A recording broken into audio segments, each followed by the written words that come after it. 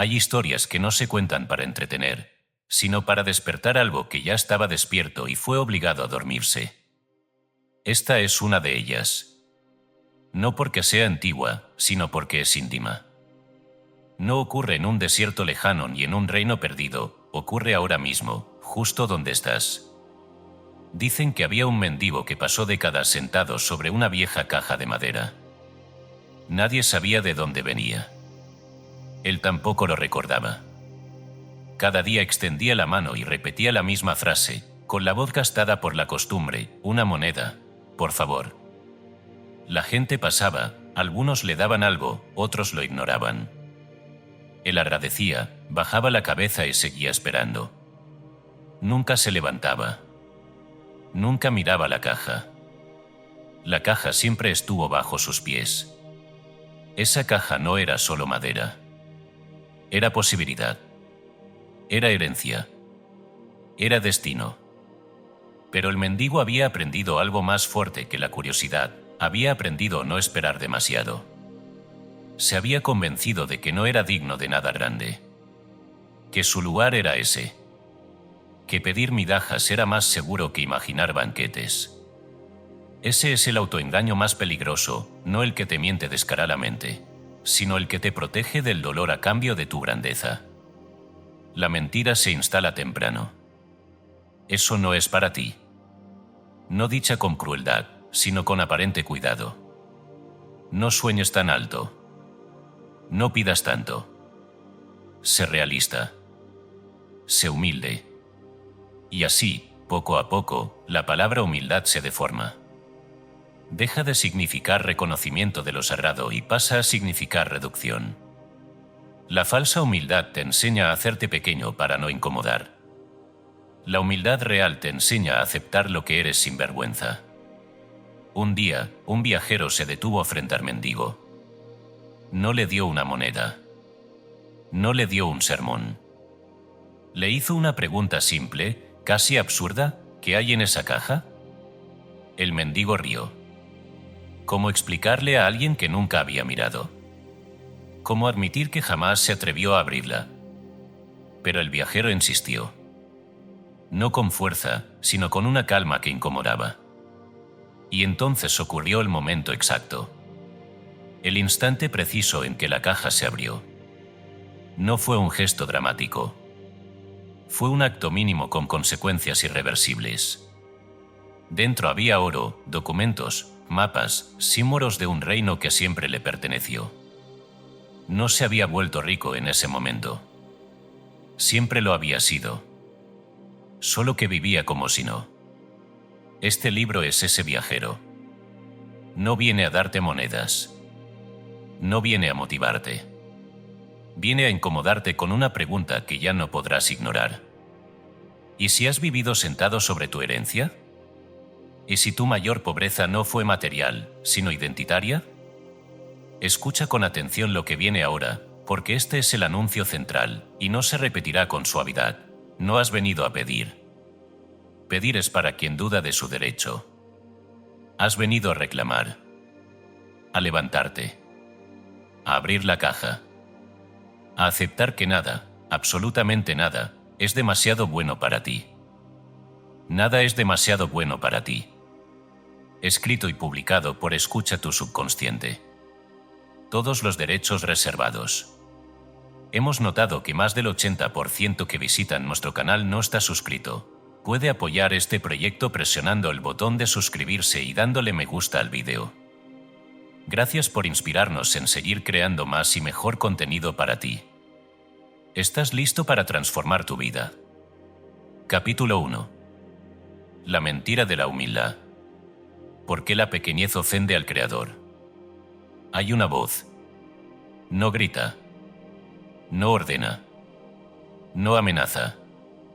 No llega con violencia ni con ruido. Es una voz suave, casi maternal, tan familiar que jamás la cuestionaste. Es la voz que te enseñó a bajar la mirada cuando deseabas algo grande, la que te susurró que no exageraras, que no fueras demasiado, que no llamaras la atención, que no pidieras más de lo necesario. Esa voz no parecía enemiga. Al contrario, parecía protectora. Decía cuidarte del rechazo, del fracaso, del juicio. Pero esa voz, aunque nunca lo supiste, fue la primera cadena. No te hizo pequeño de golpe. Te fue encogiendo milímetro a milímetro, como el frío que no duele hasta que ya no sientes los dedos. Esa voz no nació contigo. No vino impresa en tu alma. Fue instalada. Como un programa silencioso que se ejecuta en segundo plano. La aprendiste observando, escuchando, imitando. La aprendiste en una casa donde tal vez el sacrificio era celebrado más que la expansión, donde el no alcanza era más frecuente que el todo es posible. La aprendiste en frases lanzadas sin mala intención, pero con consecuencias eternas. No sueñes tan alto. Sé realista, agradece lo poco, eso no es para gente como nosotros. La aprendiste en sistemas religiosos que confundieron reverencia con autoanulación, que llamaron virtud a la carencia y santidad a la renuncia. La aprendiste en una cultura que premia al que se somete y sospecha del que se eleva. Nadie se sentó a decirte, voy a enseñarte a negarte. No hizo falta. Lo absorbiste como se absorbe el idioma, como se absorbe el miedo. Así nació la falsa humildad. No como una decisión consciente, sino como una adaptación. El niño aprende rápido qué versión de sí mismo es aceptada y cuál incomoda. Aprende cuando el brillo provoca sonrisas y cuando provoca tensión. Aprende que hay preguntas que no conviene hacer y deseos que es mejor esconder. Y entonces, por amor, por pertenencia, por supervivencia emocional, empieza a recortarse. Empieza a hacerse más pequeño de lo que es. Y el mundo aplaude. Qué humilde, dicen, sin saber que acaban de celebrar una amputación invisible. Imagina ahora una escena que no es simbólica, es literal en el plano espiritual. Un rey crea un hijo. No un súbdito, no un siervo, un heredero. Le da un reino vasto, fértil, exuberante. Le entrega talento, inteligencia, deseo, fuerza creadora. Y le dice, todo esto es tuyo. Exprésalo. Expándelo. Disfrútalo. Pero el hijo, confundido por las voces externas, decide vivir en el establo. Rechaza el palacio, duerme en el suelo, se alimenta de sobras y cuando el rey le pregunta por qué, responde con orgullo triste, «Padre, soy humilde. No quise abusar. No quise ser demasiado». ¿Crees que el rey se siente honrado? No. Se siente negado. Porque el hijo no está honrando el regalo, lo está rechazando. No está siendo virtuoso, está siendo ingrato. Y aquí está la verdad que muy pocos se atreven a decir en voz alta: negarte grande es negar la obra divina. Hacerte pequeño no glorifica al Creador, lo contradice. El miedo a brillar jamás se presenta como miedo. Se disfraza de moral. Se pone ropajes nobles. Dice: no quiero parecer arrogante, no quiero incomodar, no quiero sobresalir. Pero debajo de esas frases no hay virtud, hay terror. Terror a ser visto. Terror a asumir la responsabilidad de tu propia luz. Porque brillar no es solo placer, es compromiso. Cuando brillas, ya no puedes esconderte. Cuando brillas, otros te miran. Cuando brillas, se espera algo de ti. Y el ego herido prefiere la invisibilidad segura antes que la grandeza expuesta. Por eso inventa una espiritualidad pequeña, una humildad encogida, una santidad triste. Se te enseñó, directa o indirectamente, que la pobreza era más pura que la abundancia, que el sufrimiento te acercaba a Dios, que la carencia era una especie de medalla moral. Pero observa con honestidad, ¿desde cuándo la restricción es señal de infinitud? ¿Desde cuándo la escasez representa una fuente limitada? La pobreza no es espiritualidad, es distracción. Es ruido constante en la mente. Es miedo permanente. Es energía dedicada a sobrevivir en lugar de crear. No hay nada cerrado en no llegar a fin de mes. No hay nada iluminado en preocuparse por el pan de mañana. Eso no eleva la conciencia, la encierra. Uno de los errores más devastadores que heredaste es la romantización del sufrimiento. Se te vendió la idea de que cuanto más duele, más vale. Que la vida correcta es dura, pesada, cuesta arriba. Pero dime, con brutal honestidad, ¿qué se expande en el dolor sostenido? ¿Qué florece en la negación constante? El sufrimiento puede enseñar, sí, pero no es el destino final. Convertirlo en altar es convertir la herida en identidad. Y eso es una traición al impulso de vida que te habita. Mira la naturaleza sin filtros humanos. Obsérvala como si fuera la primera vez. ¿Ves humildad encogida? ¿Ves contención artificial? El árbol no se disculpa por crecer. El sol no atenúa su brillo para no molestar.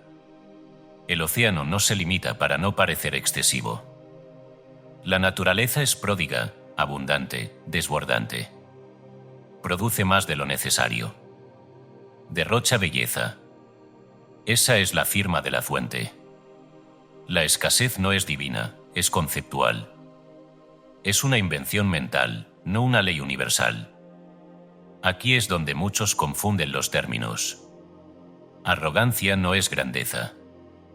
Arrogancia es creer que el poder es tuyo. Humildad real no es nerarte, es reconocer el origen. El arrogante dice, yo soy la fuente. El humilde verdadero dice, yo soy el canal. Y un canal estrecho no es humilde, es inútil. Un canal bloqueado no honra al río. Un canal abierto, amplio, poderoso, permite que el agua llegue lejos. Eso es servicio. Eso es humildad real. El merecimiento no se gana. No se negocia. No se compra con sufrimiento. El merecimiento es de nacimiento. No hiciste nada para merecer el aire que respiras. No tuviste que probar tu valor para que el corazón empezara a latir.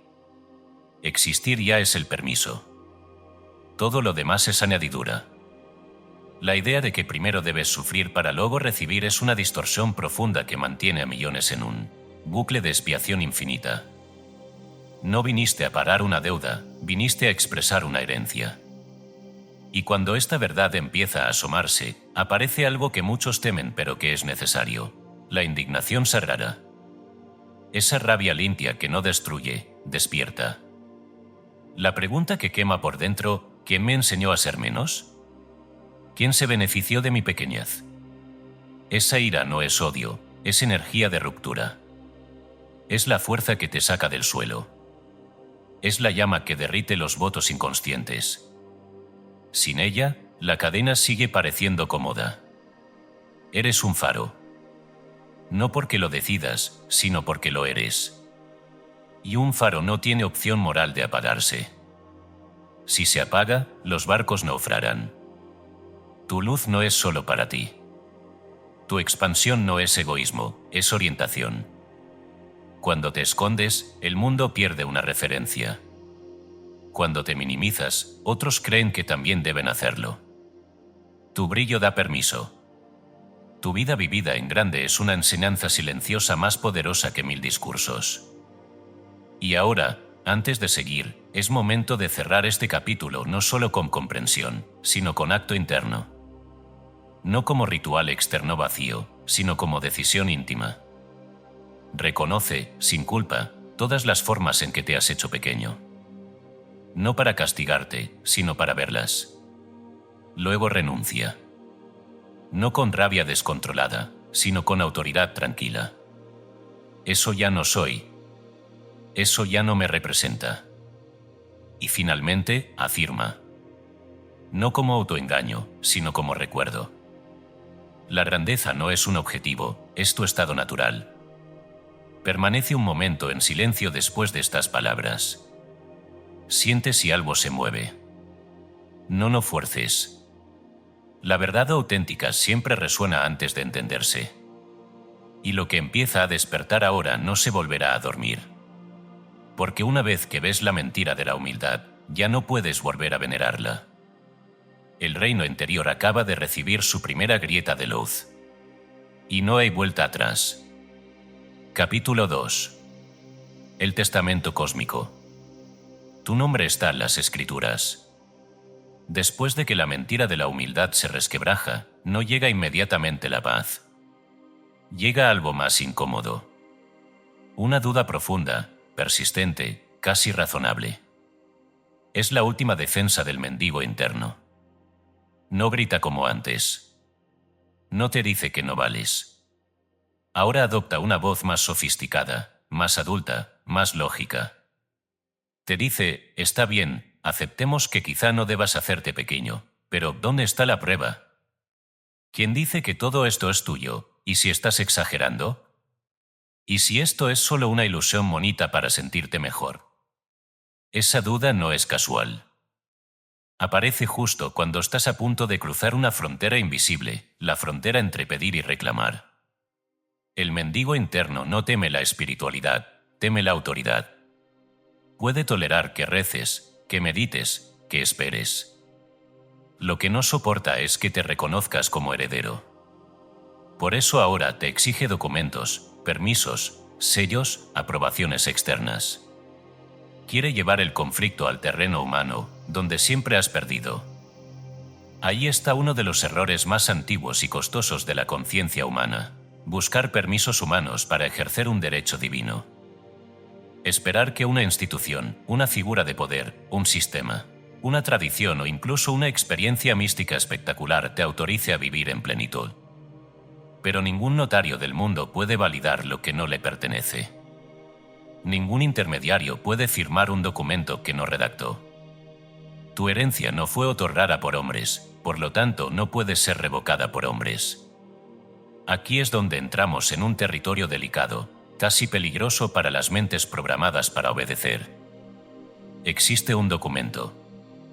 No es simbólico. No es poético. Es legal en el sentido más profundo de la palabra, es ley universal. Ese documento no está escrito en papel, sino en la estructura misma de la realidad. Y su cláusula central, la que casi nadie se atreve a leer sin temblar, dice así: todo lo que es del Padre es del Hijo. No hay asteriscos. No hay condiciones ocultas. No dice si se porta bien, no dice si sufre lo suficiente, no dice cuando esté listo.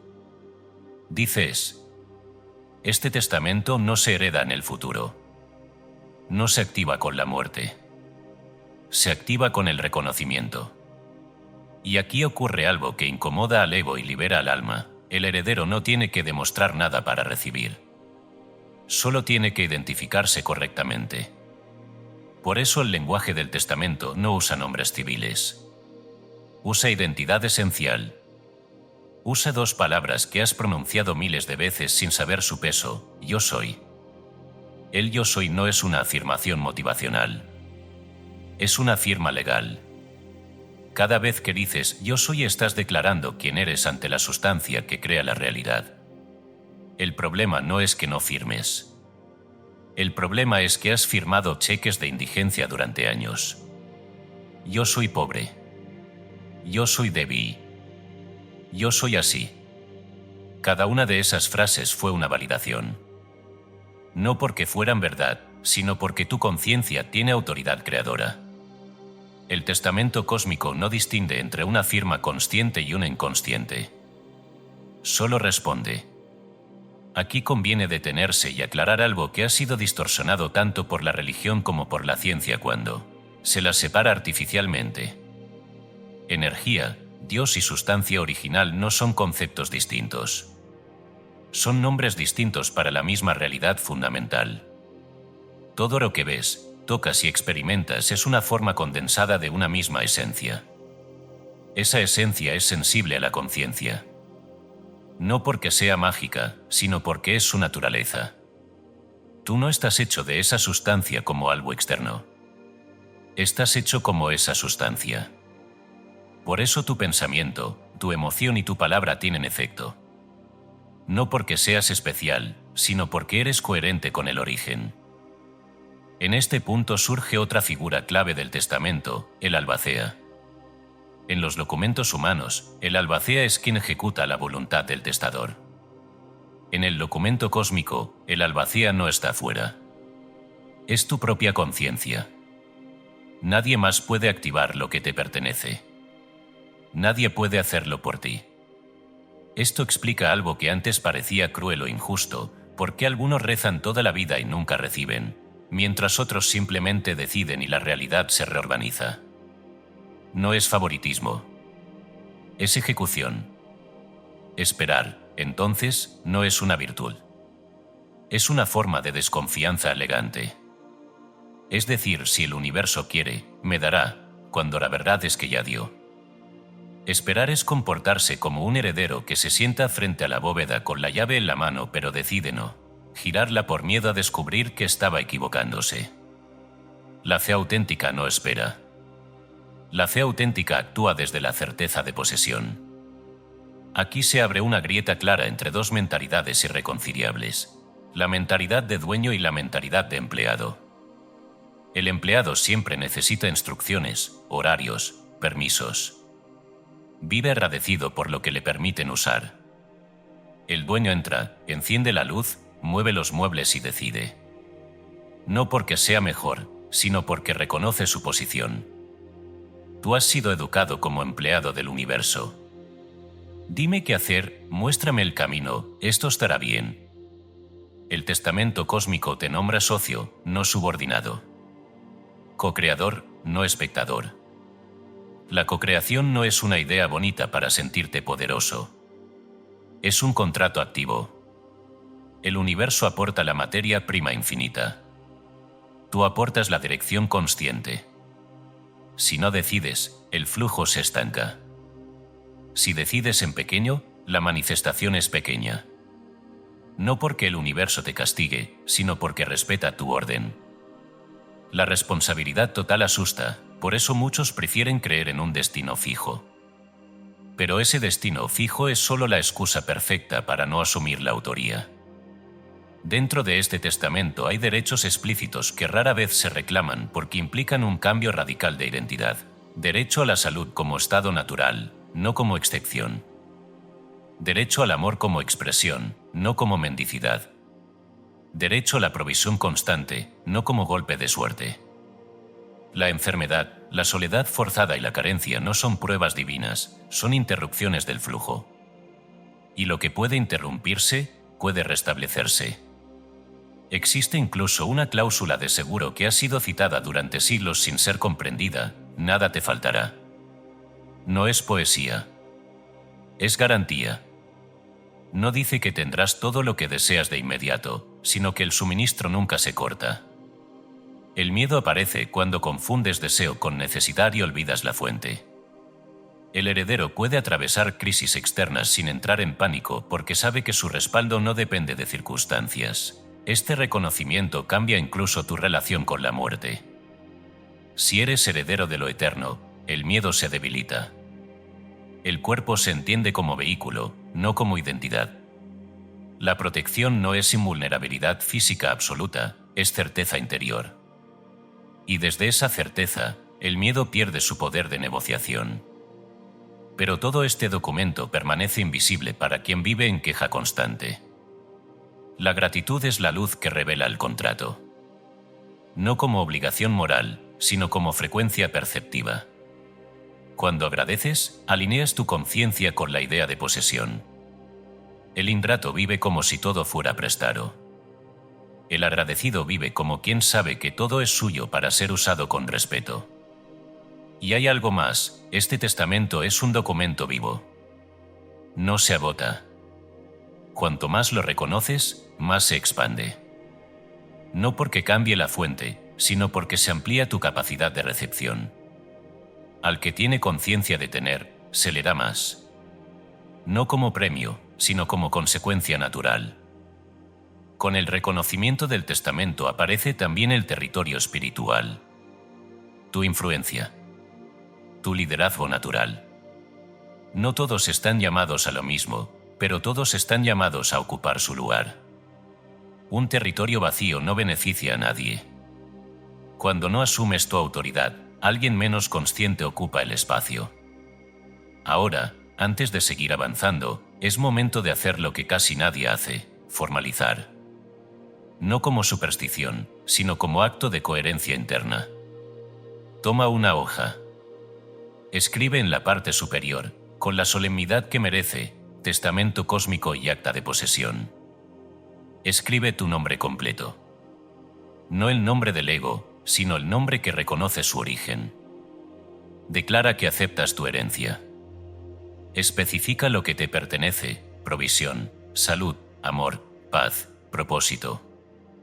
No como deseo, sino como reconocimiento. Anula conscientemente cualquier voto de carencia, culpa o indignidad que hayas aceptado. Firma. Pon la fecha de la hora, porque en el reino no hay tiempo lineal. Al hacerlo, no esperes fuegos artificiales. Espera algo más sutil y más real, un ajuste interno. Una sensación de esto siempre fue así. El universo no se sorprende. Tú sí. Porque a partir de este momento, ya no puedes decir que no sabías. El testamento ha sido leído. Y lo que sigue no es magia. Es consecuencia. Capítulo 3. El anillo de sello. La identidad del yo merezco. Hay una verdad que suele revelarse tarde, a veces demasiado tarde para quienes pasan la vida buscando respuestas fuera. La bóveda nunca respondió al papel. Nunca respondió a la súplica, ni al esfuerzo, ni siquiera al conocimiento. La bóveda, esa metáfora viva del acceso a la abundancia, al amor, a la autoridad sobre la propia realidad, responde únicamente a la identidad. No se abre ante quien trae documentos, se abre ante quien es el documento. Puedes memorizar el testamento cósmico, recitarlo como un salmo, escribirlo con tinta dorada, pero si te presentas con la vibración de quien no se siente digno, la puerta permanecerá cerrada. No por castigo, sino por coherencia. Aquí comienza el punto más delicado de todo el camino. No basta con saber que mereces. Hay que habitar el merecimiento. Y eso no se logra con ideas, sino con identidad encarnada. En los reinos antiguos, cuando un rey debía ejercer autoridad, no llevaba explicaciones. No levantaba la voz. No justificaba su presencia. Mostraba el anillo de sello. Ese objeto pequeño, pesado, cargado de símbolos, condensaba todo su linaje, su derecho, su legitimidad. No importaba quién dudara. El sello hablaba por él. Ese anillo no era decorativo. Era una extensión del rey. Al presionarlo contra la cera caliente, no solo marcaba un documento, marcaba la realidad. Esto es ley, decía el gesto. Hoy, aunque ya no uses cera ni pergaminos, el principio sigue intacto. Tú también portas un anillo. Solo que durante mucho tiempo has llevado uno falso. El sello falso no dice rey, dice no merezco. Y lo has estampado tantas veces que ya ni lo notas. Lo estampas cuando minimizas un elogio, cuando rechazas una oportunidad antes de intentar, cuando te incomoda recibir algo bueno sin haber sufrido antes. Lo estampas cuando dices no es para tanto, hay gente peor, con esto me conformo. Cada una de esas frases parece humilde, pero es un decreto silencioso. Es una identidad hablando. Y la realidad obedece. El merecimiento no es una idea moral. No tiene que ver con ser bueno o malo. Es una frecuencia de recepción. Así como una radio solo capta la emisora a la que está sintonizada, tu vida solo recibe aquello que coincide con tu autoconcepto. Puedes desear abundancia desde una identidad de carencia, pero ese deseo se contradice a sí mismo. La frecuencia del quiero no es la misma que la del tengo. Y la bóveda no responde al deseo, responde al estado del ser. Aquí se revela una ley incómoda: no manifiestas lo que quieres, manifiestas lo que crees ser. Tu autoconcepto es el molde invisible en el que se vierte la energía. Si el molde dice pequeño, la energía se solidifica en formas pequeñas. Si el molde dice indigno, la energía se expresa como rechazo, escasez o retraso. No porque el universo juzgue, sino porque refleja con precisión quirúrgica. Por eso es vital observar cómo te hablas cuando nadie escucha. Como se habla un rey consigo mismo no es una cuestión de frases bonitas, sino de tono interno. Un rey no se insulta cuando falla. No se humilla. Corrige. Ajusta. Continuó. No se compara con otros reyes, porque sabe que su reino es único. La comparación es el lenguaje del mendigo, siempre mirando la mesa ajena. El soberano mira su territorio y lo cultiva. La comparación y la culpa son hermanas. Cuando te comparas, inevitablemente te juzgas. Cuando te juzgas, te castigas. Y el castigo suele tomar la forma de autosabotaje. Llegas hasta cierto punto y algo en ti frena. No porque no puedas más, sino porque inconscientemente sientes que ya fue demasiado. Esa es la identidad antigua defendiendo su zona conocida. El anillo falso activándose para mantenerte dentro del perímetro permitido. Recibir, entonces, se vuelve un acto revolucionario.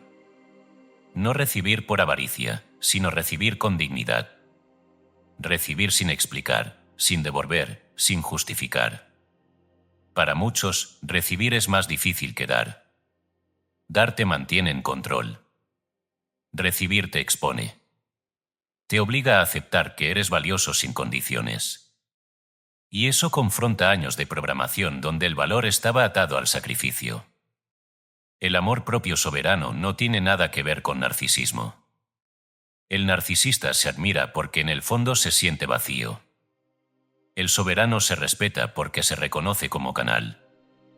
Cuida su cuerpo, su espacio, su tiempo, no para impresionar, sino porque entiende que todo lo que lo rodea es extensión de su reino interior. La forma en que te vistes cuando nadie te ve, la forma en que comes cuando estás solo, la forma en que hablas de ti mismo en silencio, todo eso revela qué anillo llevas puesto. Elevar tus estándares no es capricho. Es una declaración energética. Decir esto no es suficiente para mí no es despreciar, es reconocer tu valor. El mundo responde a estándares, no a deseos. Si toleras lo mediocre, la vida te dará mediocridad con puntualidad. Si exiges excelencia, empezando por tu trato contigo mismo, la realidad se reorganiza para alcanzarte. El anillo pesa. Y ese peso no es simbólico. Es la responsabilidad de decidir. Un rey no puede dudar eternamente. Decide, actúa, corrige si es necesario. Poner límites no es rechazar a otros, es honrar tu territorio. Cada límite claro refuerza el sello. Cada vez que dices no desde la calma, el universo escucha sí a algo mayor. Entiende esto con claridad, un no soberano no es un rechazo, es una redirección. La vida no te quita cuando dice no, te afina. Solo el mendigo interpreta el no como humillación. El soberano lo interpreta como ajuste de rumbo. Su valor no está en juego, por lo tanto no se defiende. Simplemente continúa. Por eso el verdadero rey guarda silencio sobre su identidad. No necesita anunciarla. No convence. No se justifica. La autoridad real es silenciosa porque es evidente. Cuando tienes que explicarle a alguien tu valor, es señal de que aún no lo encarnaste del todo. El anillo no se muestra para presumir, se muestra cuando hace falta sellar. Y no estás solo en esto, aunque a veces así se sienta. Hay un linaje detrás de ti. No un linaje humano limitado, sino un linaje cósmico. Cada vez que actúas desde el merecimiento, activas un respaldo invisible. Las sincronicidades aumentan.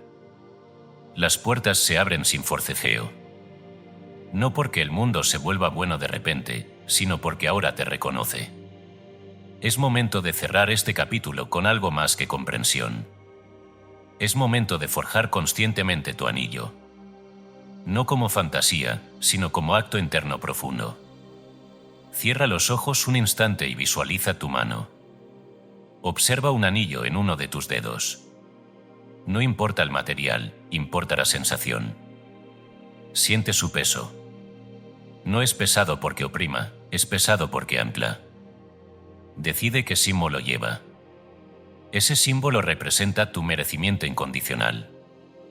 Ahora, cada vez que dudes, cada vez que el viejo sello del no merezco intente activarse, recuerda ese peso.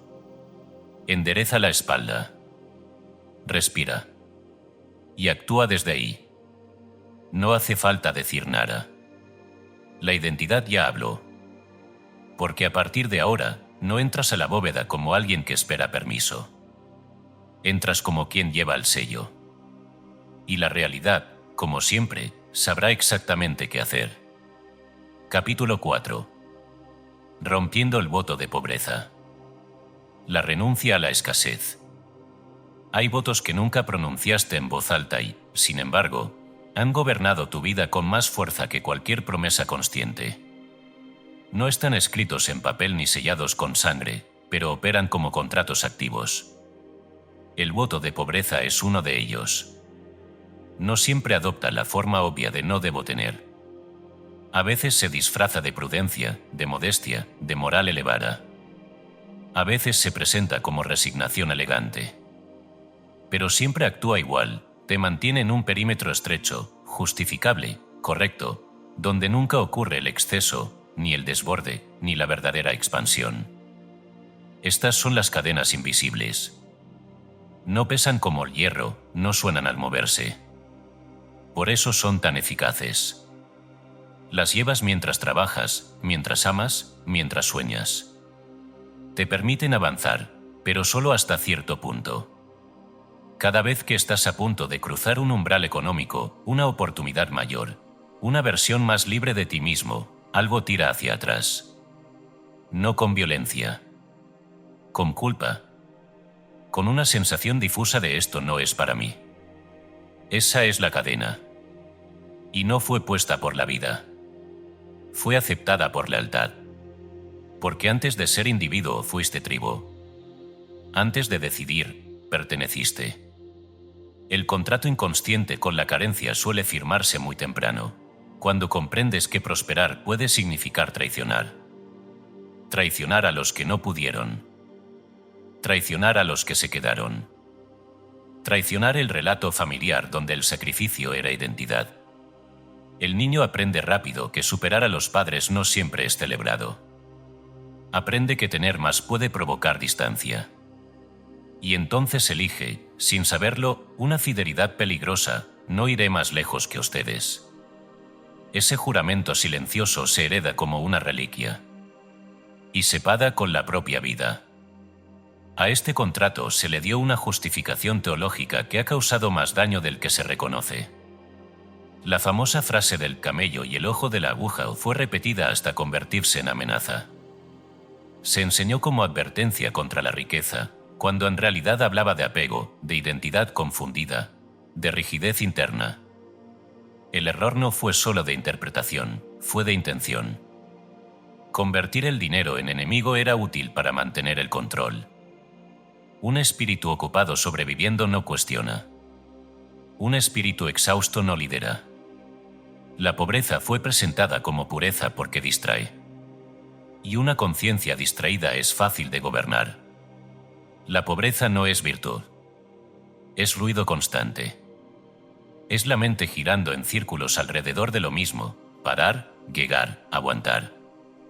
No eleva, no refina, no despierta. Consume. Por eso se la romantizó. Porque un alma ocupada parando incendios no pregunta por el origen del fuego. Aquí se revela algo incómodo: hay personas adictas a la crisis. No porque la disfruten, sino porque les resulta familiar.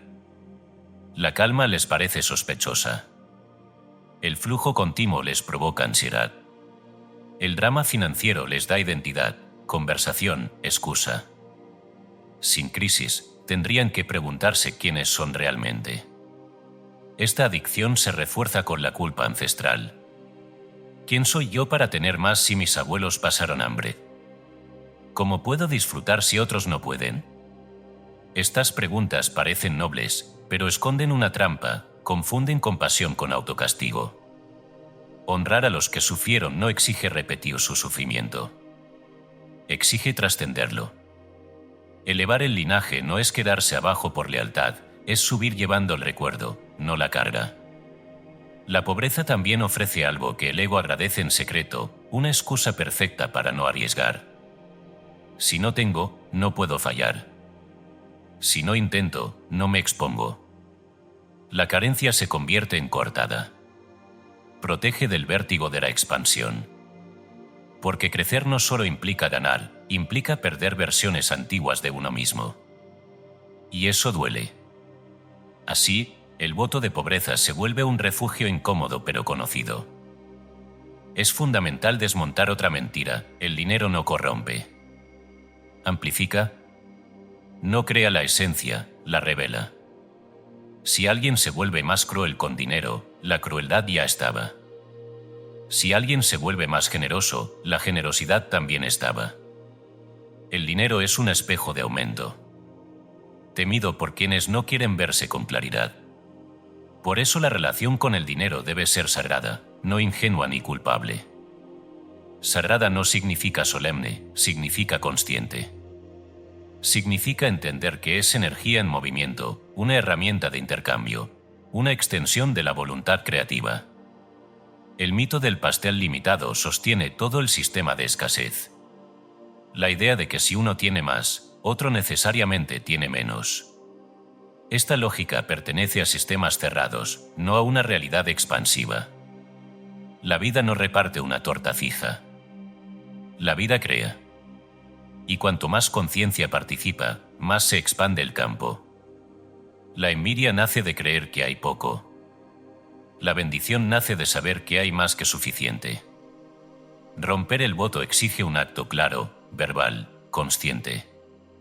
Porque fue aceptado en silencio, debe ser revocado en presencia. Las palabras importan porque ordenan la energía. Decir yo no puedo es un decreto.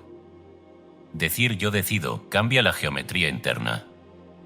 No se trata de optimismo ingenuo, sino de responsabilidad adulta. El no puedo delega poder. El yo decido lo recupera. Aquí entra un aspecto que rara vez se menciona: el sistema nervioso. No estás bloqueado solo por creencias, también por capacidad de regulación. Grandes sumas, grandes oportunidades, grandes expansiones requieren un sistema capaz de sostenerlas sin entrar en pánico. Por eso algunos pierden lo que ganan. No estaban entrenados para recibir. La excelencia no es lujo, es preparación interna.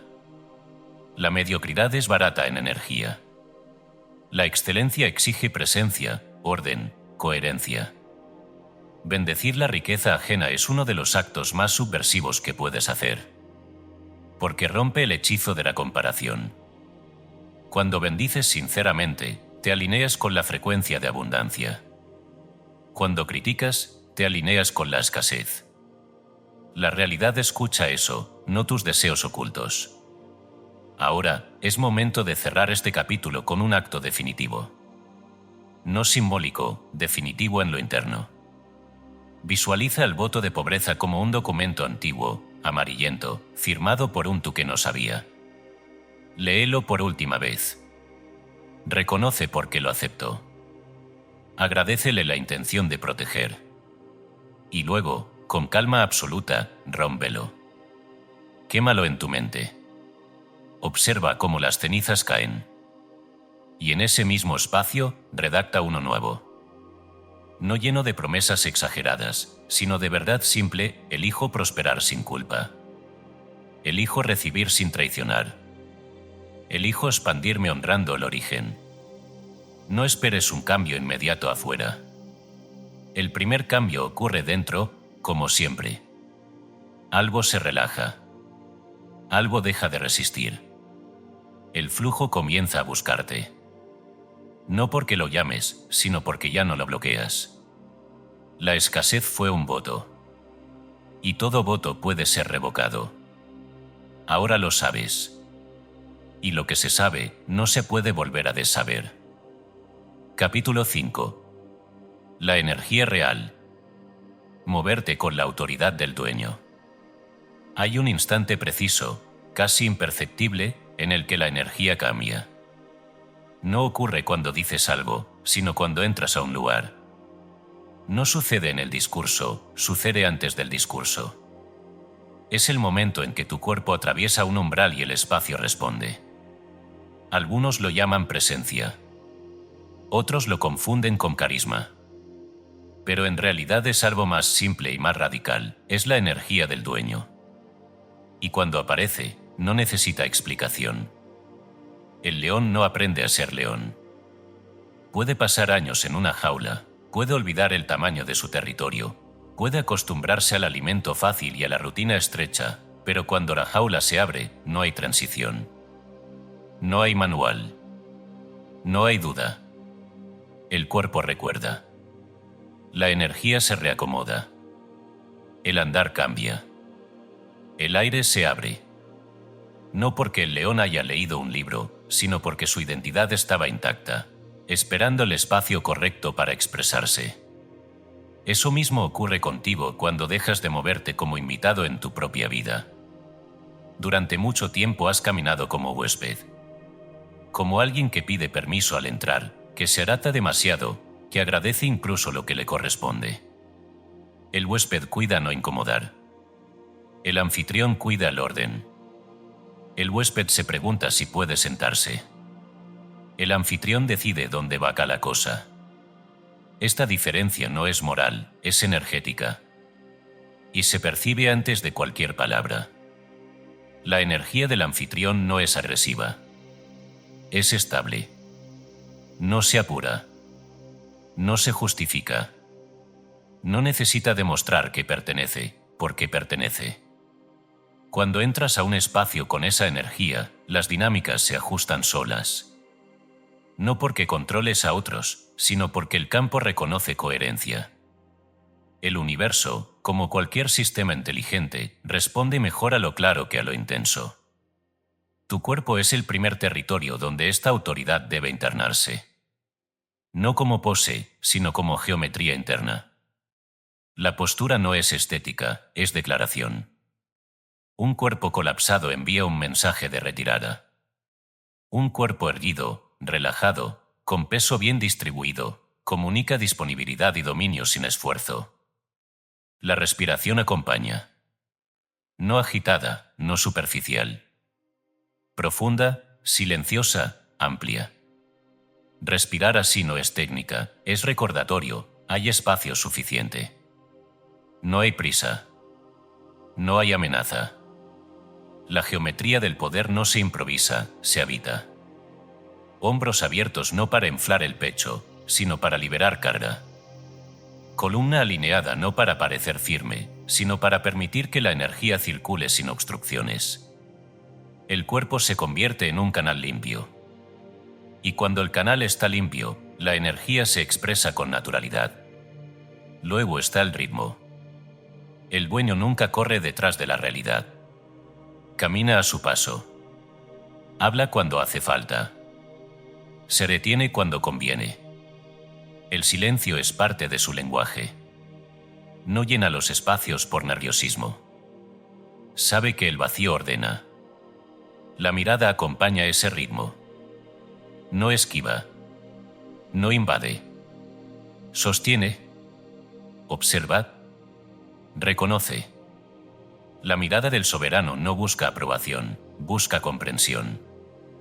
La voz también cambia. No se trata de forzar gravedad, sino de permitir que la voz descienda a su centro. La voz alta, acelerada, reactiva, pertenece a quien teme no ser escuchado. La voz grave, pausada, firme, es decreto. No porque imponga, sino porque no duda. Cada palabra nace desde un lugar asentado. Y el entorno, incluso sin entender por qué, escucha de otra manera. Uno de los signos más claros de la energía real es la no reactividad emocional. Esto no significa frialdad ni desconexión. Significa soberanía interna.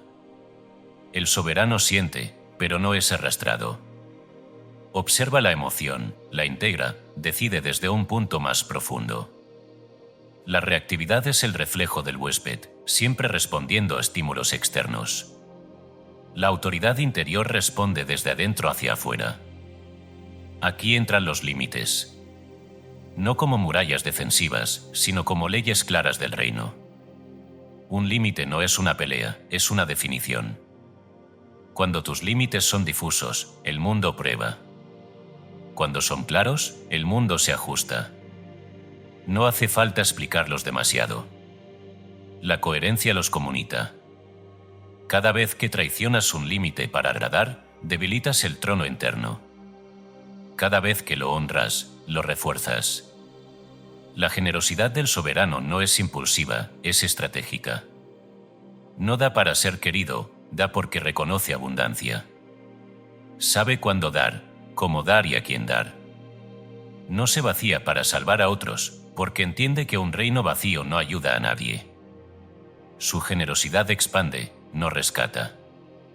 Y esa diferencia es clave. Desde esta energía, la competencia pierde sentido. El que compite cree que hay poco. El que crea sabe que hay espacio infinito. No observa al otro como amenaza, sino como confirmación de posibilidad. Crea su propio juego, sus propias reglas, su propio ritmo. La comparación se disuelve porque ya no es necesaria. La referencia está adentro. Este camino conduce inevitablemente a la autovalidación. Y con ella, a la soledad sagrada. No la soledad del abandono, sino la del que ya no necesita testigos para existir. Hay un punto en el que dejas de explicar tus decisiones, tus silencios, tus cambios. No por desprecio, sino por claridad. El soberano puede caminar solo porque está acompañado por sí mismo. El orden externo comienza a reflejar el orden interno. No como obsesión, sino como consecuencia. Espacios limpios, decisiones claras, tiempos respetados. No porque deba ser así, sino porque el caos ya no resuena. La excelencia cotidiana nace aquí. No en los grandes gestos, sino en los pequeños actos hechos con presencia. ¿Cómo te levantas? ¿Cómo comes? ¿Cómo cumples lo que prometes? ¿A quién permites entrar en tu espacio? El placer deja de ser escapismo y se vuelve celebración. El soberano disfruta sin culpa porque no se está escondiendo de nada. La gratitud se vuelve estado, no ritual. No agradeces para recibir más, agradeces porque reconoces lo que ya es. Y esa gratitud amplifica la presencia.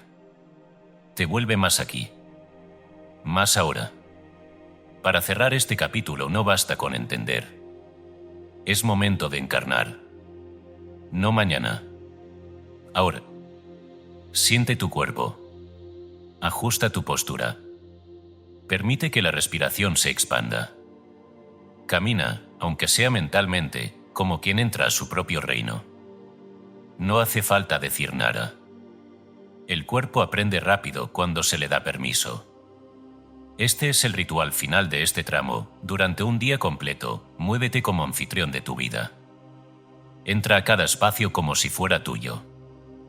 Trata cada objeto como parte de tu reino. Habla menos, observa más. Decide desde la calma. No fuerces nada. Solo ocupa tu lugar. La energía real no se fabrica. Se recuerda. Y cuando se recuerda, el mundo lo sabe. Porque el dueño ha vuelto a casa. Capítulo 6. Determinación invencible. La guardia de honor de tus sueños. Hay una parte del camino que nadie romantiza porque no luce bien en discursos ni en imágenes inspiradoras. Es el territorio hostil de la manifestación. No el inicio, que suele estar cargado de entusiasmo, ni el final, que se adorna con resultados. Es el tramo intermedio, donde la novedad se ha ido y la recompensa aún no llega.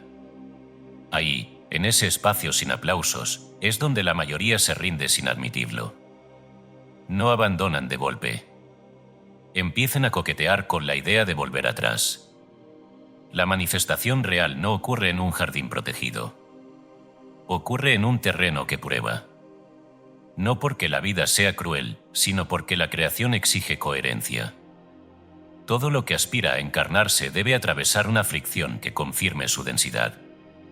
Si una visión no soporta la resistencia, no estaba lista para volverse forma. Por eso el camino parece volverse cuesta arriba justo cuando decidiste avanzar en serio. No es sabotaje externo. Es verificación. Aquí aparece una diferencia que define destinos, decisión versus coqueteo. El coqueteo quiere resultados sin ruptura. Quiere cambios sin pérdida. Quiere expansión sin incomodidad. La decisión, en cambio, cierra puertas. Y eso asusta. Porque cuando decides de verdad, algo muere. Una versión antigua, una posibilidad cómoda, una salida de emergencia. El que decide deja de tener excusas. El que coquetea siempre puede decir no era el momento.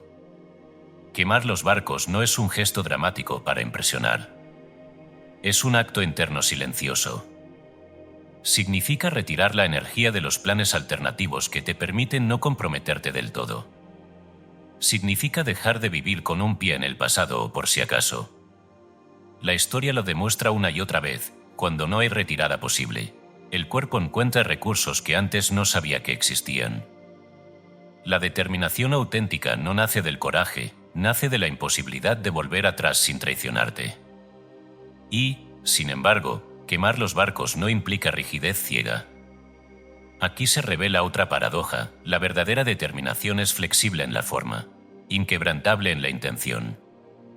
El estratega cambia de ruta cuando el terreno lo exige, pero jamás cambia de destino. El ego confunde flexibilidad con debilidad. El soberano sabe que adaptarse es una señal de inteligencia, no de rendición. El bambú no se quiebra porque sabe doblarse. Los obstáculos, entonces, dejan de interpretarse como castigos y empiezan a verse como pruebas de corona. No están ahí para detenerte, están ahí para preguntarte algo muy específico. ¿Seguirás siendo quien dices ser cuando el contexto no te favorezca? Cada obstáculo es una escena donde la identidad se pone a prueba. No se trata de superarlo rápido, sino de atravesarlo sin abandonar tu centro. El que supera el obstáculo pero pierde la dignidad, pierde más de lo que gana. La inercia es uno de los enemigos más sutiles. No se siente como resistencia, se siente como cansancio. Como postergación razonable. Como mañana con más energía. La inercia no te empuja hacia atrás, te mantiene girando en el mismo lugar. El empuje sostenido, en cambio, no requiere intensidad extrema. Requiere constancia. Un pequeño avance diario sostenido en el tiempo vence cualquier fuerza caótica. No por fuerza bruta, sino por inevitabilidad. La persistencia diaria no es épica. Es silenciosa. Nadie la celebra. Nadie la comparte. Es hacer lo que dijiste que harías incluso cuando nadie está mirando y nada parece moverse. Aquí se revela una verdad incómoda: la mayoría no fracasa por falta de talento, fracasa por falta de continuidad. La inspiración va y viene. La determinación permanece. En este punto aparece una soledad particular. No la del abandono, sino la de la cima anticipada. Empiezas a caminar más rápido que tu entorno. Tus prioridades cambian. Tus conversaciones se afinan. Algunas compañías ya no resuenan. No porque seas mejor, sino porque estás en otra frecuencia.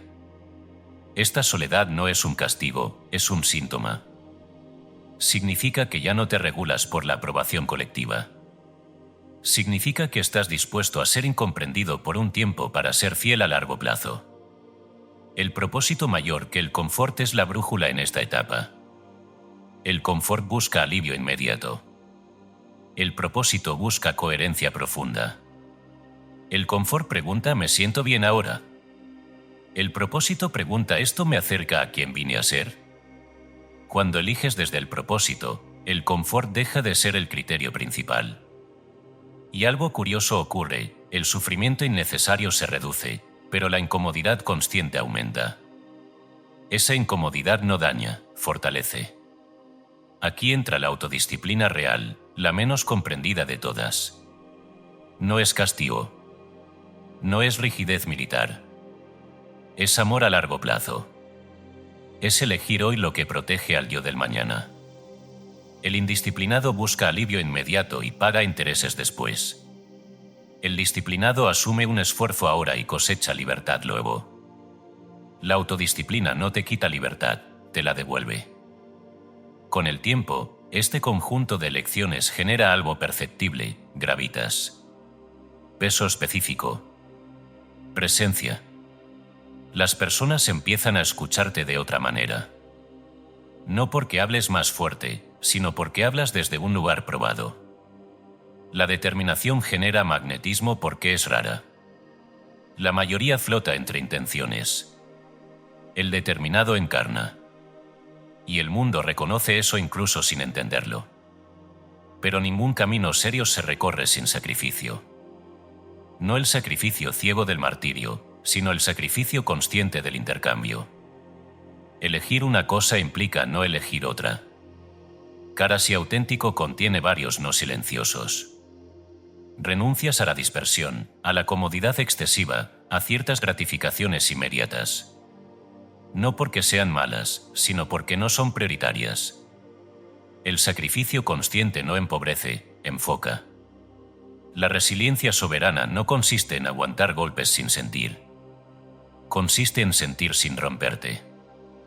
En caer sin quedarte abajo. En ajustar sin renunciar.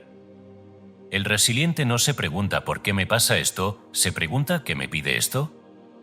No dramatiza cada tropiezo. Aprende. Entera. Continuó. Todo esto converge en una cualidad que lo atraviesa todo, foco láser. No hacer 100 cosas medianamente, sino pocas cosas con presencia total. El foco no es tensión, es claridad. Cuando sabes a dónde vas, las distracciones pierden poder. No porque desaparezcan, sino porque ya no negocian con tu atención. Y ahora, este capítulo exige un cierre que no sea simbólico, sino definitivo. Es momento de un juramento interno. No hacia la vida, ni hacia otros. Hacia ti mismo. Un juramento de guerra a la mediocridad. No una guerra externa, sino interna. Mediocridad no como insulto, sino como estado de tibieza, de medias tintas, de potencial no reclamado. Decláralo en silencio o en voz baja, pero con gravedad: no volveré a traicionarme por comodidad. No volveré a negociar con mi visión por miedo. No volveré a abandonar lo que sé que vine a hacer. Este juramento no necesita testigos. Solo coherencia diaria. La determinación invencible no se siente heroica todos los días. A veces se siente aburrida, pesada, solitaria. Pero es la guardia de honor de tus sueños. La que permanece cuando todo lo demás se cae. Y gracias a ella, lo que hoy parece lejano se vuelve inevitable. Porque lo que no se abandona, tarde o temprano, se cumple. Capítulo 7. El banquete de la vida. Sentarse a la mesa sin culpa. Después de la determinación viene algo que sorprende a muchos: el permiso para disfrutar. Y no llega como premio, llega como prueba. Porque hay personas capaces de luchar años por un sueño, pero incapaces de sentarse a la mesa cuando el plato está servido. Algo en su interior se tensa. Algo dice: todavía no, no es correcto, hay otros que no pueden. Ese algo no es prudencia. Es miedo. El miedo a disfrutar es más común de lo que se admite. No se manifiesta como terror evidente, sino como incomodidad sutil. Como la necesidad de apresurarse, de justificar, de no quedarse demasiado tiempo en el placer. Disfrutar plenamente expone una pregunta que muchos prefieren evitar: ¿y si esto es permitido? Porque si lo es, entonces toda una estructura interna basada en la postergación se derrumba. La culpa aparece entonces como guardián. No grita. Susurra. Te deja probar, pero no saborear. Te deja tener, pero no gozar. Es un veneno lento porque se disfraza de conciencia. Te dice que el disfrute es egoísta, que primero hay que pagar, que no corresponde sentirse bien mientras el mundo sufre. Pero observa con atención: la culpa no alivia el dolor ajeno. Solo multiplica el propio. No eleva a nadie. Solo drena energía que podría usarse para crear, compartir, sostener. Aquí se revela uno de los errores más arraigados del camino espiritual, el martirio como ideal. La idea de que cuanto menos disfrutas, más puro eres. De que la renuncia constante te acerca a lo sagrado. Pero dime, con honestidad profunda, ¿qué tipo de fuente infinita se honra rechazando la vida que ofrece? El martirio no es santidad, es desconexión. Es confundir profundidad con dureza. Es creer que Dios se complace en la abstinencia cuando toda la creación se expresa en exuberancia. El placer, cuando se vive con presencia, no es distracción. Es oración. No una oración verbal, sino corporal. El cuerpo sabe agradecer mejor que la mente. Cuando disfrutas conscientemente, sin ansiedad, sin exceso, sin huida, estás diciendo sí a la vida. Estás confirmando que confías en la fuente. Que no necesitas acumular porque sabes que habrá más. Que no te escondes del gozo porque no temes perderlo. Disfrutar sin ansiedad es una habilidad que se entrena. La ansiedad aparece cuando el placer se vive como algo frágil, escaso, a punto de desaparecer. Comes rápido, ríes a medias, miras el reloj. Eso no es placer, es consumo nervioso. El soberano disfruta despacio. Mastica. Respira. Se permite estar. Porque sabe que el banquete no es un accidente, es un estado. Comer lo mejor, no sobras, no se refiere solo a alimentos. Se refiere a lecciones. A no conformarte con vínculos a medias, experiencias mediocres, espacios que no nutren. Durante mucho tiempo aceptaste sobras emocionales, sobras de atención, sobras de oportunidades, creyendo que eso era humildad. Pero el que se honra elige calidad. No por elitismo, sino por coherencia. Lo que ingresa a tu vida se convierte en parte de tu campo. Elegir mejor es cuidarte. La compañía vibratoria es parte del banquete. No todos están invitados a tu mesa. Y esto no es desprecio, es afinidad. Hay conversaciones que drenan, presencias que encogen, dinámicas que intoxican. Compartir el pan con quien no celebra tu expansión es sabotaje lento. El banquete verdadero se disfruta con quienes pueden alegrarse genuinamente por tu gozo. Aunque sean pocos. La presencia total transforma lo simple en sagrado. No hace falta lujo excesivo para experimentar abundancia. Hace falta atención. Un té bebido con presencia puede ser más abundante que una mesa llena comida con ansiedad. El placer no depende de la cantidad, depende del grado de presencia. Cuando estás realmente allí, el tiempo se expande. Y en esa expansión, el cuerpo recuerda que vivir es bueno. Aquí ocurre algo crucial, el placer se vuelve combustible creativo. Una mente nutrida imagina mejor. Un cuerpo satisfecho crea con más fluidez. El disfrute consciente no te vuelve perezoso, te vuelve fértil. La culpa, en cambio, seca. Reduce la visión. Por eso tantas personas que espirituales están cansadas, rígidas, sin alegría. Han confundido disciplina con negación. Dar después de recibir es el orden natural. El que intenta dar desde el vacío se quiebra o se resiente. El que recibe primero, da con abundancia genuina. El flujo correcto no es sacrificio, es circulación. Inhalas antes de exhalar. Te nutres antes de nutrir. Esto no es egoísmo, es fisiología espiritual. Ahora, este capítulo no puede cerrarse sin una práctica encarnada. No como obligación, sino como celebración consciente. El banquete consciente semanal no es un lujo, es un acto de alineación. Elige un momento de la semana. Prepara algo que te guste de verdad. No para impresionar a nadie. Para honrarte. Siéntate. Apaga distracciones. Respira. Agradece sin palabras. Come despacio. Observa cómo tu cuerpo responde cuando no hay culpa, cuando no hay prisa, cuando no hay deuda imaginaria. Al principio, puede aparecer incomodidad. No la evites. Obsérvala. Es la vieja identidad protestando. No le hagas caso. Permanece. El cuerpo aprende rápido cuando se le muestra otra forma.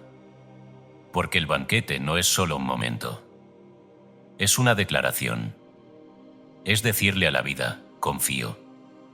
Y la vida, cuando es invitada con confianza, responde con generosidad. Sentarte a la mesa sin culpa no te aleja del propósito. Te alinea con él.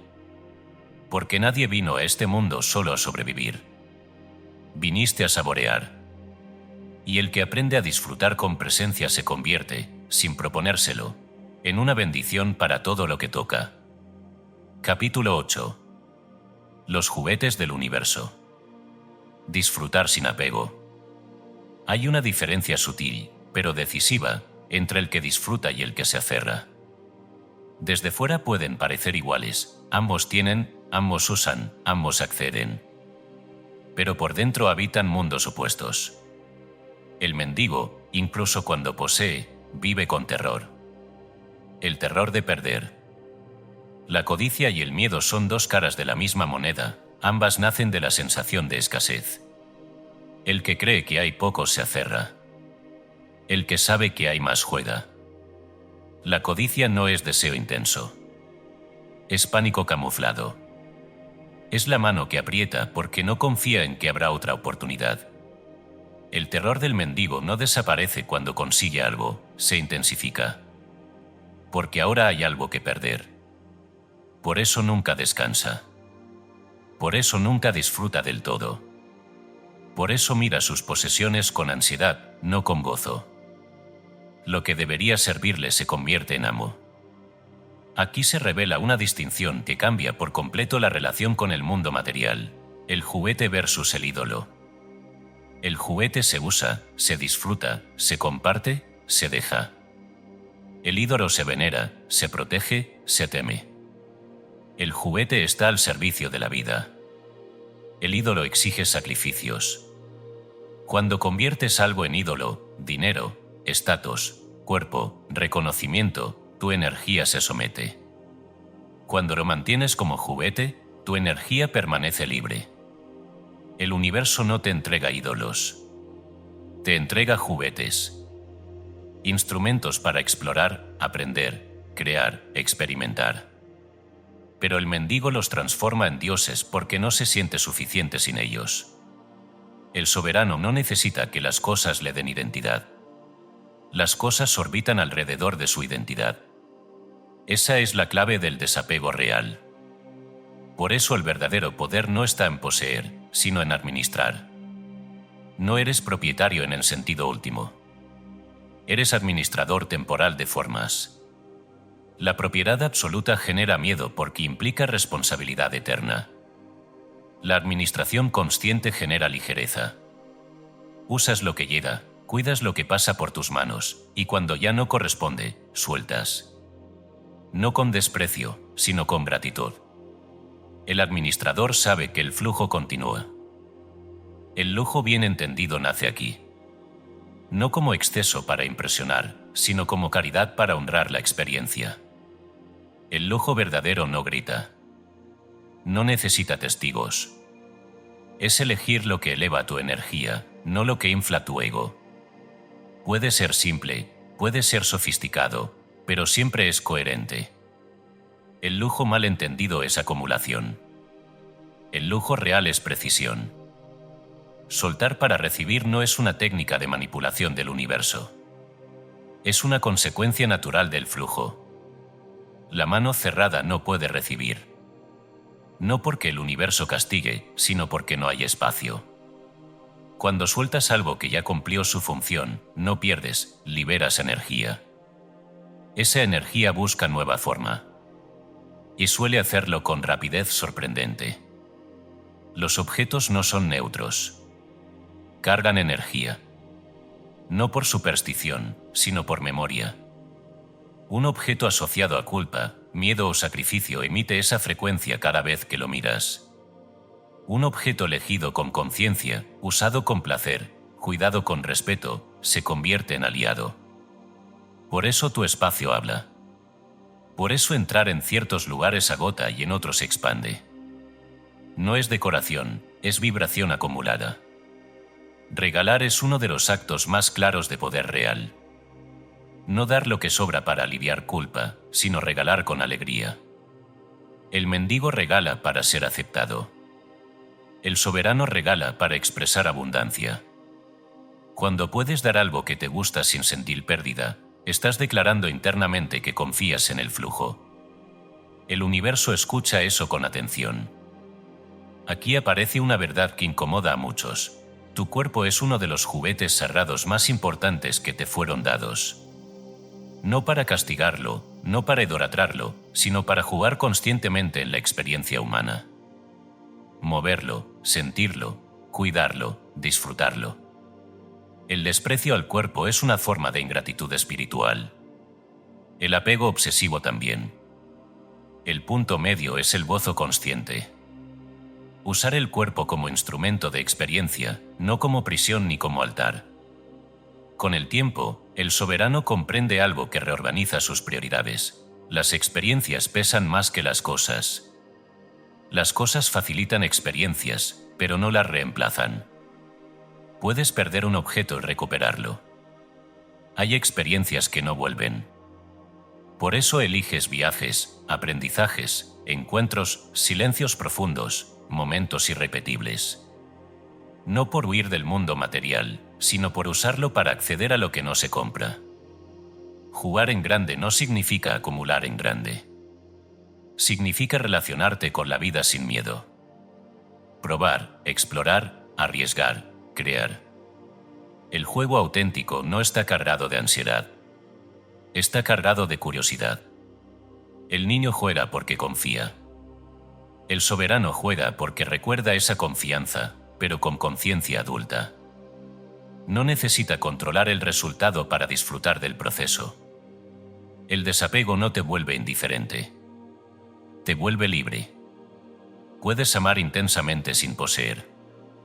Puedes disfrutar profundamente sin temer perder. Puedes usar el mundo sin ser usado por él. Esta libertad es evidente para quien la encarna. No se proclama, se percibe. Hay ligereza en los movimientos, flexibilidad en las decisiones, humor incluso en la pérdida. Para cerrar este capítulo, no con teoría sino con práctica viva, entra en el entrenamiento del desapego. No de golpe, no de forma violenta. Elige algo pequeño. Algo que te guste. Obsérvalo. Agradece lo que te ha dado. Y entrénate en la posibilidad de soltarlo sin drama. No porque debas hacerlo, sino porque puedes. Observa lo que se mueve dentro cuando imaginas dejarlo ir. Ahí está el apego. No lo juzgues. Reconócelo. Luego, elige algo para regalar conscientemente. Algo que no sea basura emocional. Algo que tenga valor. Hazlo con alegría, no con sacrificio. Siente lo que ocurre. La expansión es inmediata, aunque sea sutil. El universo no quiere que renuncies a sus juguetes. Quiere que juegues con ellos sin miedo. Porque el que juega sin apego nunca pierde. Siempre aprende. Siempre recibe. Siempre está listo para la siguiente forma. Y cuando entiendes esto, algo profundo se asienta, nada te posee. Todo te acompaña por un tramo. Y tú, libre de ídolos, caminas ligero hacia lo que sigue. Capítulo 9. El decreto de posesión. Palabras que abren las arcas. Antes de que algo exista en tu vida, existe en tu garganta. No como sonido, sino como decisión vibratoria. La garganta es un portal, no un órgano más. Es el punto donde lo invisible se vuelve audible, donde lo interno cruza el umbral y se vuelve orden. Por eso tantas personas sienten un nudo ahí cuando callan lo que saben, cuando tragan palabras que debían salir, cuando piden lo que en realidad deberían declarar. Ese nudo no es emocional solamente. Es energético. Es poder retenido. Durante siglos se te enseñó a pedir, a suplicar con cortesía, a rogar con humildad, a esperar respuesta. Pedir parece correcto, pero encierra una trampa, posiciona al que habla como carente y al que escucha como dueño. Pedir refuerza la distancia. Decretar la disuelve. El decreto no pregunta si puede. El decreto afirma lo que es. No desde soberbia, sino desde alineación con la ley. Aquí muchos se incomodan, porque confunden decreto con capricho. Pero no son lo mismo. El capricho nace del deseo ansioso. El decreto nace de la identidad asentada. No todo el que habla fuerte decreta. Solo decreta el que habla desde coherencia interna. El universo no responde al volumen, responde a la frecuencia. La física del verbo es simple y brutal, la palabra organiza la energía. No es metáfora. Es mecánica sutil. El sonido genera forma. La intención dirige el sonido. La emoción lo carga. Cuando hablas sin emoción, las palabras frotan. Cuando hablas con emoción desalineada, las palabras distorsionan. Cuando hablas con emoción coherente, las palabras ordenan. Por eso tantas afirmaciones no funcionan. No porque estén mal formuladas, sino porque el hablante no las habita. Eliminar el lenguaje de víctima es el primer acto de soberanía verbal. No se trata de negar lo que duele, sino de dejar de nombrarte desde la herida. Cada vez que dices siempre me pasa, nunca puedo, a mí no me toca, estás firmando un decreto inverso. No estás describiendo la realidad, la estás renovando. El lenguaje no refleja lo que vives, en gran medida, lo sostiene. Aquí reaparece el yo soy. No como concepto bonito, sino como herramienta quirúrgica. El yo soy no admite negación después. No puedes decir yo soy y luego debilitarlo sin consecuencias. Es una declaración ontológica. Cuando dices yo soy enfermo, yo soy pobre, yo soy así, no estás siendo honesto. Estás siendo creativo sin conciencia. El yo soy es el nombre con el que la identidad se presenta ante la sustancia original. Por eso se le ha temido, distorsionado, suavizado. Porque quien lo comprende deja de pedir permiso. La bóveda de la realidad funciona con reconocimiento de voz. No en términos tecnológicos, sino vibratorios. No se abre ante quien repite palabras aprendidas, se abre ante quien habla desde su centro. Puedes repetir el mismo decreto 1000 veces desde la duda y no ocurrirá nada. Puedes decirlo una sola vez desde la certeza y algo se mueve. La diferencia no está en la frase, está en el hablante. Decretar salud no es negar el cuerpo. Es ordenar su memoria. El cuerpo escucha. Siempre escucha. Ha sido condicionado por años de quejas, de diagnósticos asumidos como identidad, de frases dichas al pasar. Esto es hereditario, siempre me duele, a cierta edad es normal. Nada de eso es neutral. Cuando decretas salud, no estás luchando contra el cuerpo, estás recordándole su diseño original. Decretar dinero no es idolatrarlo. Es reconocerlo como flujo legítimo. El dinero responde a la claridad. No llega al que se contradice internamente. Puedes decir, quiero abundancia, y luego hablar mal de quien la tiene. El decreto se cancela solo. El dinero escucha coherencia, no discursos. Decretar amor tampoco es pedir que alguien te complete. Es afirmar la capacidad de dar y recibir desde la plenitud. El amor no llega a quien se nombra incompleto. Llega a quien se reconoce disponible. Pero hay una condición ineludible, emoción más palabra. La palabra sola es hueca. La emoción sola es caótica. Juntas, ¿creen? No se trata de exagerar emoción, sino de alinearla. Decir algo que no sientes genera fricción interna. Decir algo que sientes pero no te atreves a sostener genera miedo. El decreto auténtico ocurre cuando emoción, palabra e identidad coinciden. En ese punto, el campo responde. Bendecir y criticar no son actos morales, son actos creativos. Bendecir expande el campo. Criticar lo contrae. Cuando criticas constantemente, no estás siendo lúcido, estás empobreciendo tu vibración. La crítica obsesiva te posiciona por debajo de aquello que juzgas. La bendición no te hace ingenuo, te hace poderoso. Bendices lo que quieres ver crecer, incluso si aún no te pertenece. La realidad aprende rápido ese lenguaje.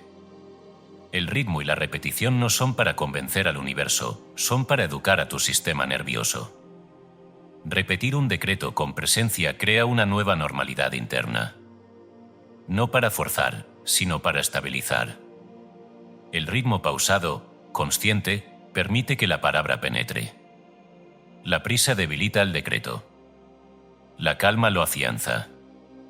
Todo esto se sostiene en un pilar silencioso, la integridad. El peso del decreto no está en la frase, está en la coherencia de vida que la respalda. Si decretas orden pero vives en caos, el campo recibe señales mixtas. Si decretas abundancia pero desprecias lo que ya tienes, la palabra pierde gravedad. La integridad no exige perfección, exige alineación honesta. Hacer lo que dices. Decir lo que haces. Ajustar cuando no coinciden. Ahora, este capítulo no puede cerrarse sin llevarte al acto más directo de todo el libro, la proclamación diaria de poder. No como mantra vacío, sino como acto de posicionamiento. Cada día, idealmente al comenzar, antes de hablar con el mundo, habla contigo. De pie. Con la columna alineada. Respira. Siente el cuerpo. Y declara, en voz audible si puedes, no para convencer, sino para recordar. No recites listas largas. No implores.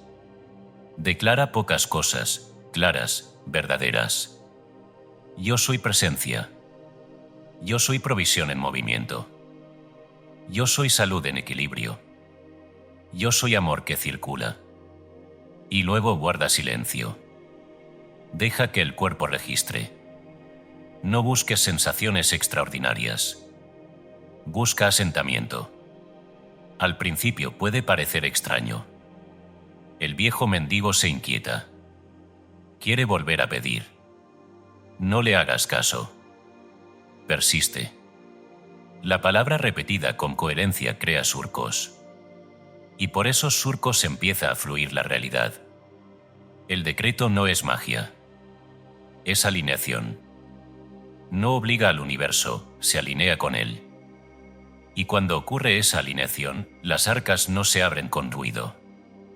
Se abren como siempre estuvieron, esperando que hables desde quien eres, no desde quien temes ser.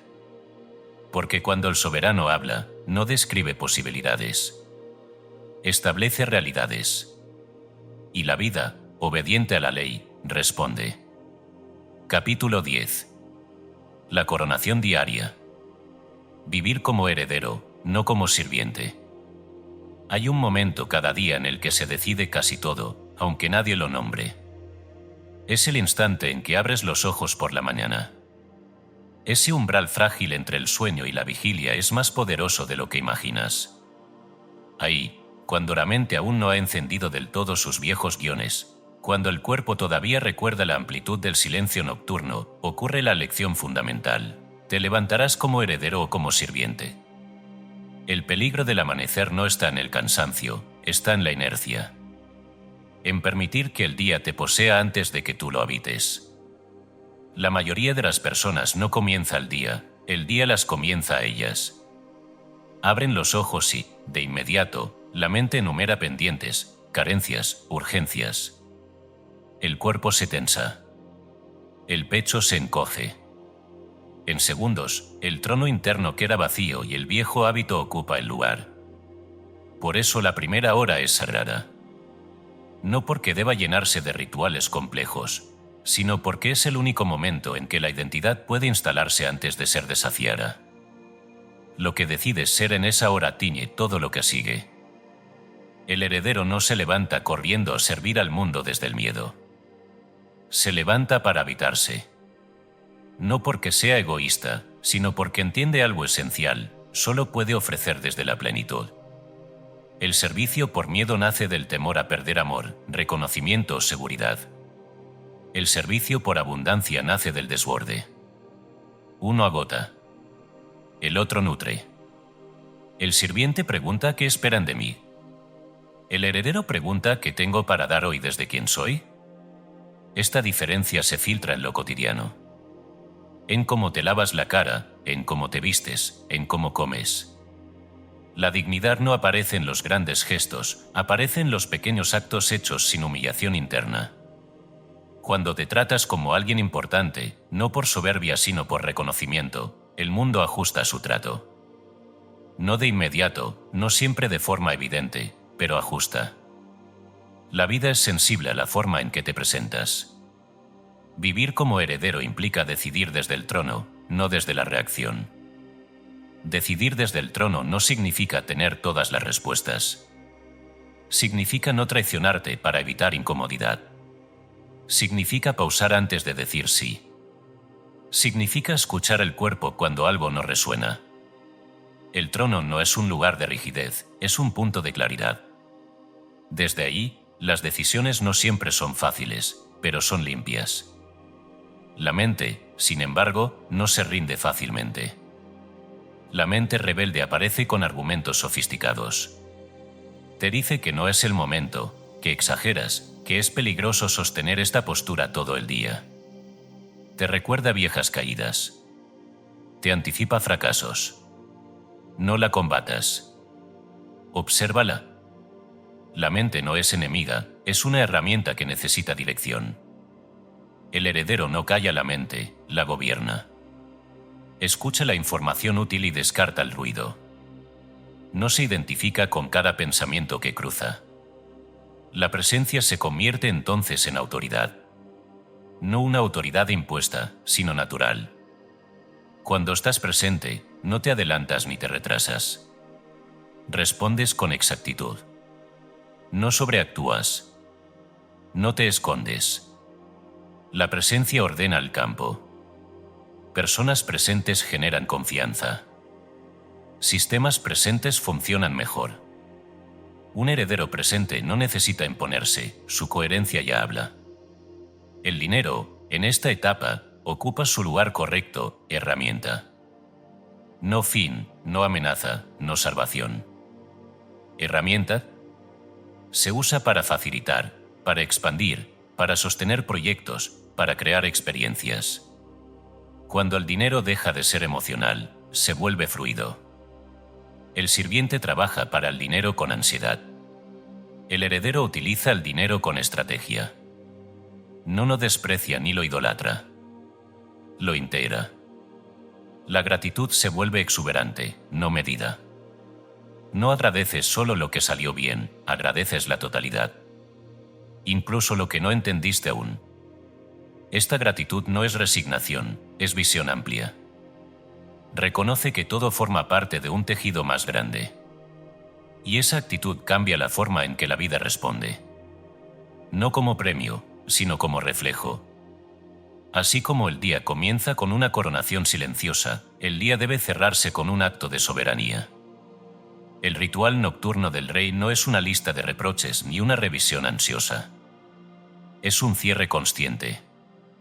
Antes de dormir, revisa el día sin crueldad. Observa dónde actuaste desde el trono y dónde cediste. No para castigarte, sino para aprender. Agradece lo logrado. Libera lo pendiente. El sueño no es escape, es reintegración. Con el tiempo, esta forma de vivir te lleva a crear tu propia economía. No solo financiera, sino energética. Dejas de depender exclusivamente de sistemas que no controlas. Diversificas. Creas valor. Te vuelves fuente, no solo canal. La economía del heredero no se basa en una sola entrada, se basa en una mentalidad creadora. Donde hay atención, hay valor. Donde hay valor, hay intercambio. Caer es inevitable. Incluso el soberano tropieza. La diferencia no está en evitar la caída, sino en la velocidad del levantarse. El sirviente cae y se queda ahí, contando historias de fracaso. El heredero cae, se sacude, ajusta y continúa. No dramatiza. No se identifica con el error. Aprende rápido y sigue. Esa agilidad es una forma de poder. Todo esto se condensa en algo simple y exigente a la vez, el protocolo diario de coronación. No escrito, no rígido, pero claro. Cada mañana recuerdas quién eres antes de hacer. Cada noche cierras el día desde la dignidad, no desde la culpa. Durante el día, vuelves al trono cada vez que te distraes. No una vez. Muchas. No como castigo, como entrenamiento. La coronación no ocurre una sola vez. Ocurre todos los días. Porque el mundo constantemente intentará devolverte al rol de sirviente. Y tú, si estás despierto, volverás a colocarte la corona invisible. No para dominar, sino para habitar tu lugar. Vivir como heredero no es una fantasía espiritual. Es una disciplina silenciosa. Es elegir, una y otra vez, no reducirte. Es caminar sabiendo que no estás pidiendo permiso para existir. Estás ejerciendo tu derecho a estar aquí con plenitud. Y cuando esa forma de vida se vuelve natural, algo se asienta definitivamente. Ya no hay diferencia entre lo que eres y lo que haces. El trono deja de ser un símbolo. Se convierte en tu postura ante la vida. La coronación ha ocurrido. Y mañana, al amanecer, volverá a ocurrir. Epílogo. El trono te espera. Hubo un tiempo, aunque no lo recuerdes con claridad, en el que sabías exactamente quién eras. No porque alguien te lo hubiera explicado, sino porque lo sentías en el cuerpo. No dudabas de tu lugar. No te preguntabas si merecías estar aquí. Respirabas y eso bastaba. Ese tiempo fue antes del exilio. El exilio no ocurrió en un país lejano ni en otra vida, ocurrió dentro de ti. Fue el momento en que aceptaste la idea de que debías reducirte para pertenecer, que debías esperar para recibir, que debías pedir para existir. Así comenzó la separación. Así comenzó el olvido. Este libro no ha sido una enseñanza. Ha sido un recordatorio. No te ha llevado a un lugar nuevo, te ha traído de vuelta. Del exilio al regreso. El exilio era vivir como si fueras un invitado en tu propia vida. El regreso es habitarla como su legítimo soberano. Nada ha cambiado afuera que no estuviera ya dispuesto a cambiar. Lo que ha cambiado, si has permitido que cambie, es el centro desde el cual miras. Un reino sin rey siempre entra en caos. No porque el mundo sea cruel, sino porque la ausencia de dirección genera ruido. Tus pensamientos iban en direcciones opuestas. Tus deseos competían entre sí. Tus decisiones nacían del miedo o de la costumbre. No había maldad en ello, solo vacío de autoridad. Cuando el trono está vacío, cualquier voz se sienta en él. Cualquier emoción gobierna. Cualquier urgencia dicta la ley. Así se vive cansado incluso sin hacer nada.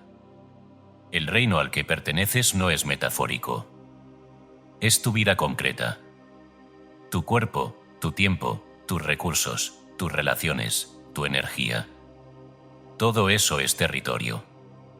Y todo territorio necesita un centro de mando. Ese centro nunca fue ocupado por otro. Nadie te lo quitó. Simplemente lo abandonaste por un tiempo. Quizás para sobrevivir. Quizás para encajar. Quizás porque no sabías que podías volver. El asiento que solo tú puedes ocupar ha estado esperando. No con impaciencia, no con reproche. Ha estado esperando como espera algo que sabe que es inevitable. Nadie puede ocuparlo por ti. Otros pueden influir, condicionar, sugerir, pero no gobernar. El trono responde a una sola firma, la tuya. No a tu nombre social, no a tu historia pasada, sino a tu presencia consciente.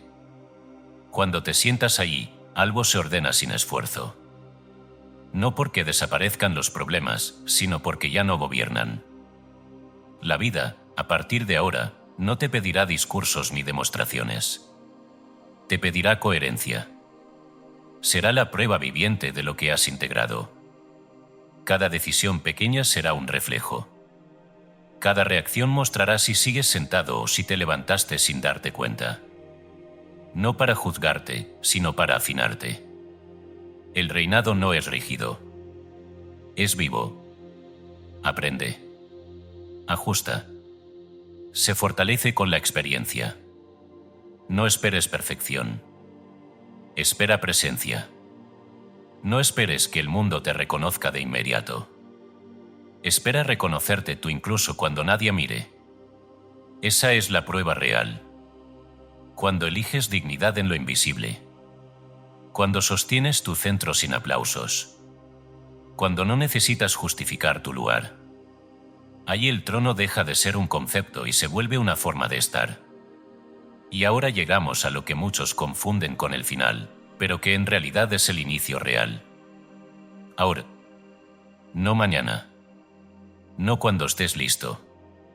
No cuando todo esté en orden. Ahora. El reinado no empieza cuando desaparece el miedo, empieza cuando el miedo deja de decidir. No empieza cuando tienes todas las respuestas, empieza cuando confías en tu capacidad de responder.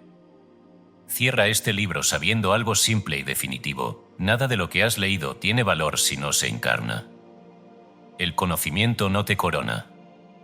La elección sí. La elección diaria. La elección silenciosa. La elección incómoda cuando sería más fácil volver al exilio. El trono no es un privilegio.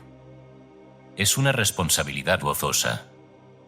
No gobiernas para dominar, gobiernas para ordenar. No gobiernas para separarte, gobiernas para integrar. No gobiernas contra el mundo, gobiernas en el mundo. Levántate. Camina. Respira como quien sabe que pertenece. El trono te espera. Siempre lo ha hecho.